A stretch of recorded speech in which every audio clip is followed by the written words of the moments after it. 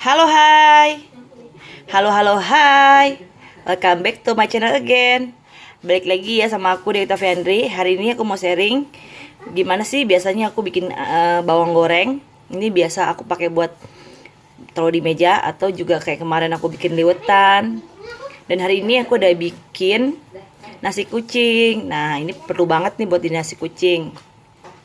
Sekarang kita lanjut ke bahan-bahannya. Bahan-bahannya gampang, simple, tapi ini kalau kita goreng dengan benar, pasti jadi bawang goreng yang awet pastinya sampai sebulan di dalam toples. Bahan-bahannya ini aku pakai 500 gram bawang merah yang udah diiris halus seperti ini. Ini 2 sendok makan, 2 sampai 3 sendok makan tepung beras. Ini 2 sendok makan tepung beras. Dan ini ada 3/4 garam. Caranya gampang. Kita masukin tepung beras ke sini. Kita aduk. Aduk seperti ini, terus kita tambahin garam. Ini garamnya aku pakai 3/4 itu untuk asin sedang ya.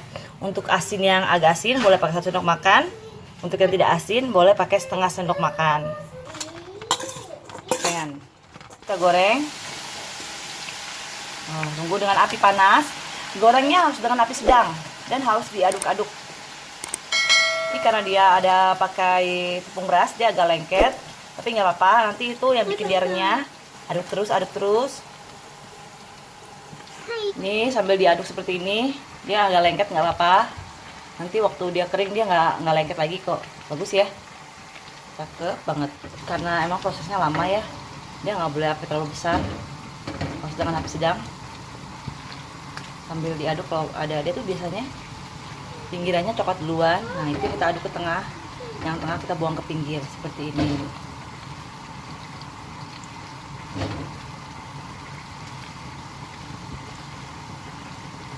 Ini kalau udah mulai nguning seperti ini, kita harus angkat ya. Tuh.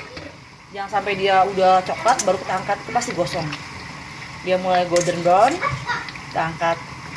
Kita tirisin dengan alas, nanti dikasih tisu biar dia. Bawang goreng kita cakep ya warnanya ya, bagus banget, terus garing yang pasti. Gitu, kedengeran ya suaranya.